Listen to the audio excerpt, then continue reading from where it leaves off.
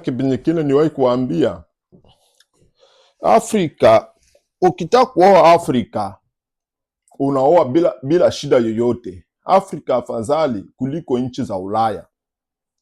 Nchi za Ulaya kuoa ni kama vile kuuzisha mtu, yaani unaoa kama vile kuuzisha mtu, kwa sababu Ulaya, kwa kuoa mahali ya Ulaya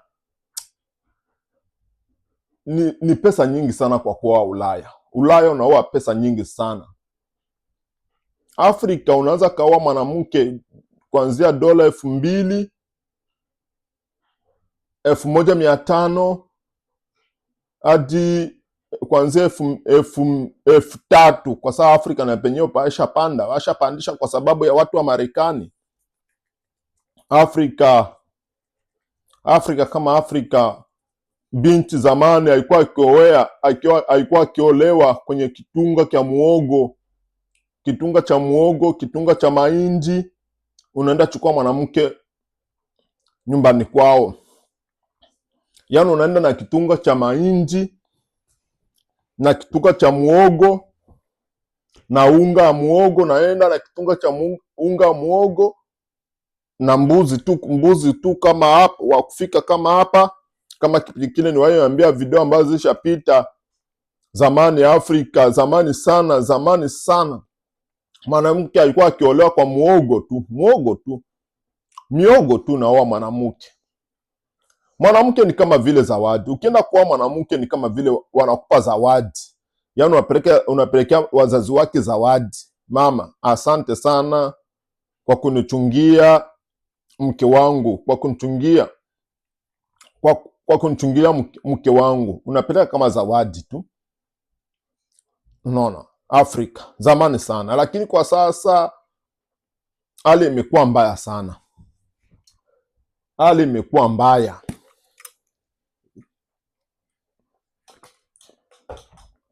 Kwa sasa hali imekuwa mbaya. Unakuta unaenda kuoa mwanamke pesa nyingi sana. Unaoa mwanamke pesa nyingi sana. Kama vile Marekani ni kuuzisha mtu, sio kuoa tena. Sio mahali, ni kuuzisha mtu. Marekani ni kama vile business, yaani biashara. Marekani ni wanafanya biashara. Unaenda wa mtoto wa kike pesa za kununua Land Rover, pesa za kununua BW. Unaenda nunua gari kwenye kampani ya magari. Hapana gari ambayo ishatumikia, ambayo ishatumikishwa, gari ambayo ishatembea. Unaenda nunua gari kwenye kampani ya magari. Unaenda kuoa mwanamke dola 35,000 za nini? Za kazi gani? Ni pesa nyingi sana. Na hizo pesa tena unaenda kuoa, sio eti harusi itakuwemo. Yaani tu hiyo ni mahali tu unaenda peleka kwao. Ni mahali ambao unachukua unaenda peleka kwao na mwanamke 35,000. Wanahesabu pesa hadi 35,000 za Kimarekani. 35,000. Wengine wazazi wanafika hadi kwa 35,000 kwa kuoa tu. Mwanamke huyo mmoja tu, sio tu wanawake 2, 3, mmoja tu unamuoa 35,000. Pesa nyingi sana. Unauzisha mtu. Na wewe mwanamke unapoenda kumuoa namna hivyo, hata kuwa na kuheshimu ndani ya nyumba. Unakuta ndani ya nyumba iko na kudharau. Hata kufulia nguo hajawahi kukufulia hata nguo. Na wakati umeenda kumuoa pesa nyingi sana. Na kuna mara utakuta ukienda kazini, wewe ukirudi hata chakula hakuatii. Na wakati umemuoa pesa nyingi sana. Na mwanamke namna huo, unakuta huyo mwanamke ni mtu wa kiburi. Ndani ya nyumba ni kiburi, ni kubishana na mume wake. Na wakati umemuoa pesa nyingi sana, umemtoa pesa za kununua magari, za kununua gari. Unamtoa pesa za kununua gari. Na wazazi wanafungia macho tu, kwa sababu wazazi kwao na mwanamke shida yao ni pesa. Hawana shida na mtoto, wana shida na pesa tu. No. Kama mtaenda shindikana huko, kama mtapigana huko, hivyo ni vya kwenyu, havihusu tena wazazi hivyo vitu. Mzazi anakuomba pesa nyingi, mzazi kwao na mwanamke unaenda anakuomba pesa nyingi na yajua mtoto wake kama ataenda ishi kwenye nyumba au vipi. Ayajua kama mtoto wake ataenda ishi kule vizuri au ataenda shindikana kule. Mzazi hicho kitu ajali. Mzazi kwao na mwanamke ajali hicho kitu, ajali mapenzi yenu nyi wawili, ajali kwanza upendo wenu utakuwaje, uko mbele itakuwaje. Je, ndoa inaanza enda kudumu? Je, ndoa itadumu au itaenda kuisha? Wazazi hicho kitu hawako kule. Wazazi shida zao ni pesa tu, umpe pesa basi. Hicho tu ndio mzazi anataka. Mzazi kwao na mwanamke, mzazi ambaye anaenda kuoesha mtoto wake, shida yake ni pesa tu. Kama mtaenda kuachana, kama mtadumu, kama mtazaa watoto, kama mtazaa watoto, hivyo vinawahusu nyinyi wawili huko. Na ukishaoa namna huo, ukishatoa mahali kama hizo, mkishindikana kule, hautaenda kudai zile pesa kwao na mwanamke, hautaenda kuzidai. Nakuja hapa mama, wala nakuja hapa wazazi, mimi kama mkuu wenyu nakuja kuomba pesa zangu ambazo niweka hapa. Wazazi hawatakuelewa, kwa sababu kipindi uenda kuoa mashahidi waikuwepo.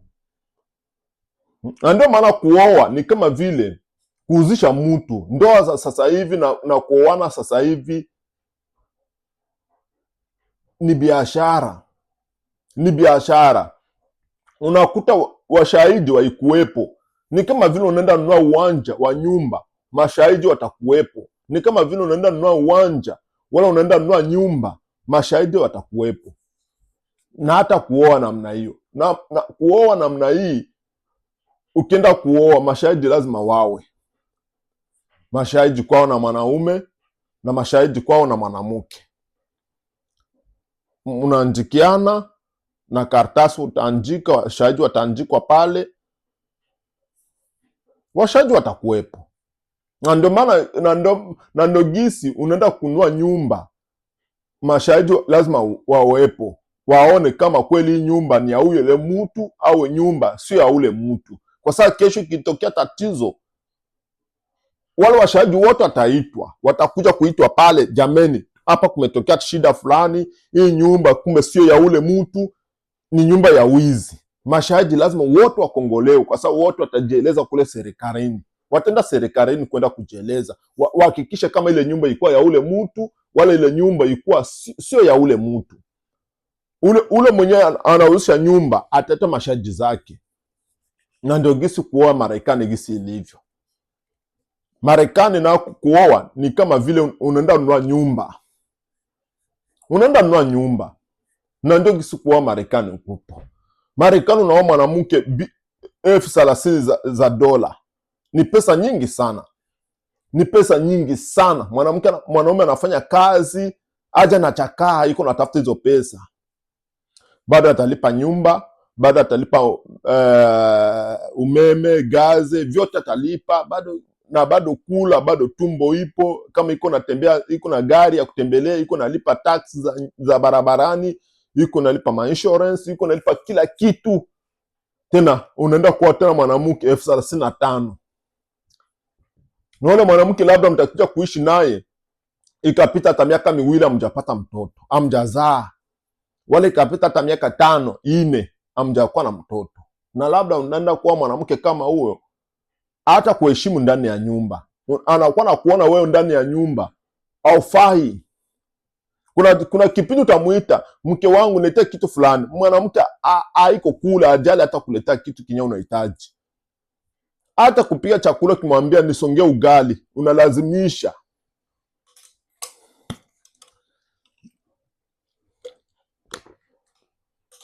Unaongea sana juu ya kusongea ugali. Kwa hiyo wazazi wanabidi wapunguze mahali ya kuoesha. Mnabidi mpunguze pesa za kuoesha. Mtu sio kwenda kuuzisha mtu, unaenda uzisha mtoto wako.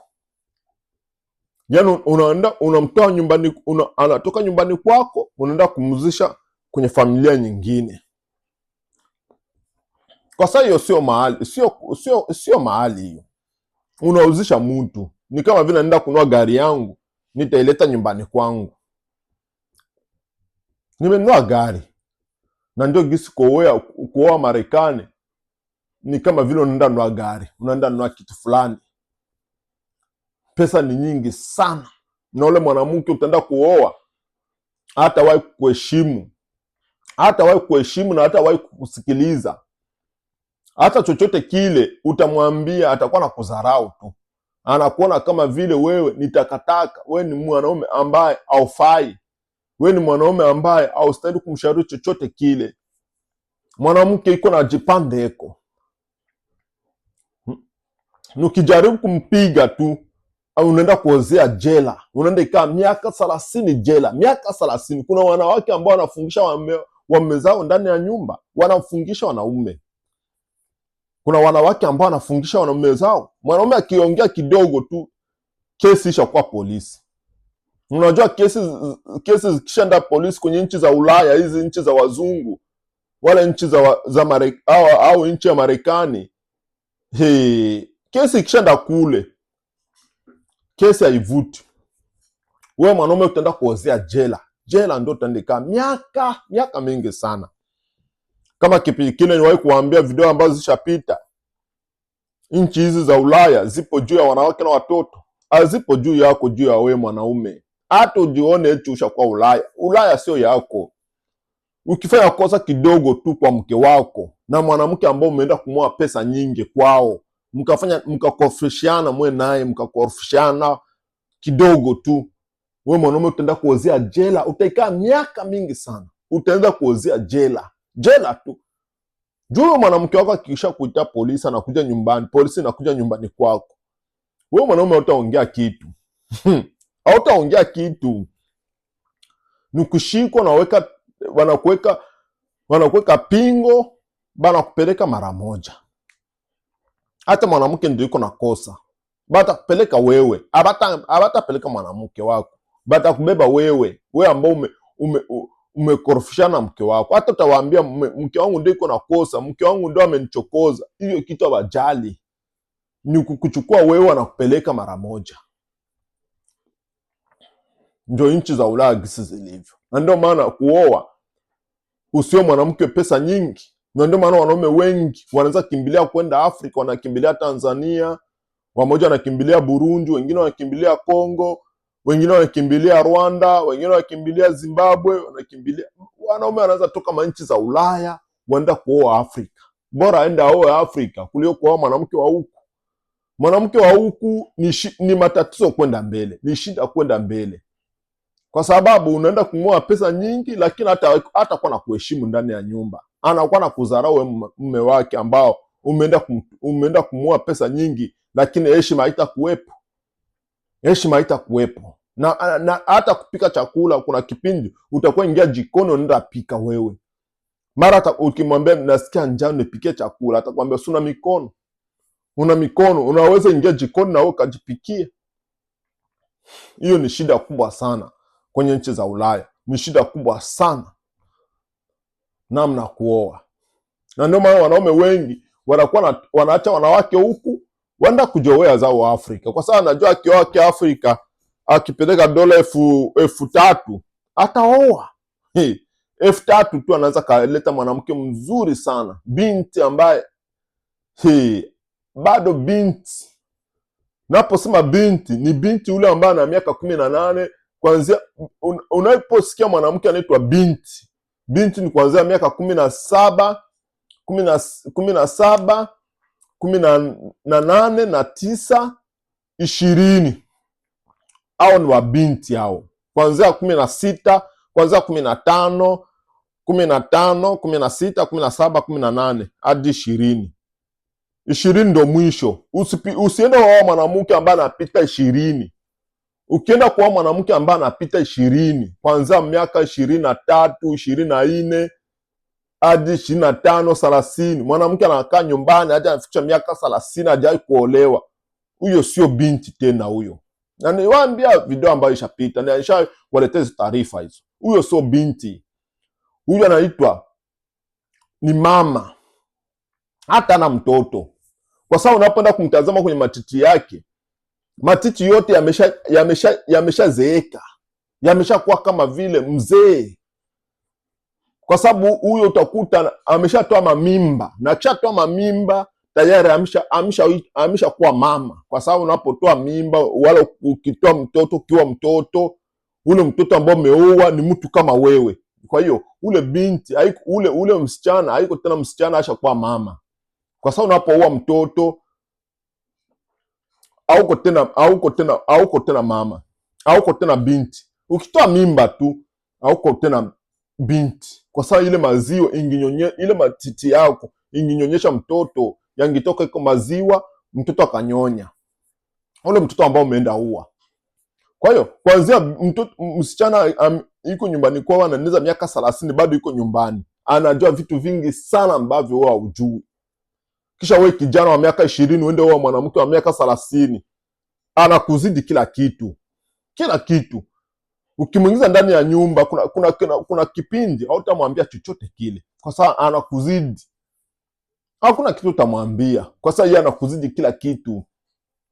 Kimiaka anakuzidi, kiukubwa anakuzidi, kiakili anakuzidi, kila kitu. Na utakuta ule mwanamke ambaye umeenda oa haikuwa bado miaka, umeenda kwao iko na miaka 30, hayuko tena binti, ameshakuwa mama, ameshajua mambo mengi, ashatembea na wanaume wa kila aina, bado iko nyumbani kwao. Anashatembea na mrefu, ashatembea na mfupi, ameshatembea na kila mwanaume wowote ule ambao wewe hujui. Ashatembea na kila mwanaume, na kila mwanaume ameshamjua. Naposema kumjua kimwili, ameshamjua kimwili, washatembea naye, kwa sababu kwenye amefikisha miaka 30, kuanzia toka amezaliwa tumboni mwa mama yake aje anafikisha miaka 30, yupo nyumbani, hajawahi kuolewa. Huyo ni bibi kizee. Huyo sio msichana. Usifikie tu ni msichana juu unamuona ana mtoto nyumbani. Huyo ameshajua vitu vingi sana, ashatembea na wanaume kibao, wanaume wote anawashawafahamu. Kwa hiyo hakuna kitu ambacho utaenda kumwambia kule nyumbani kwako, hakuna kitu utamwambia. Na ndio maana unakuta wanaume wengi wako napigiwa ndani ya nyumba.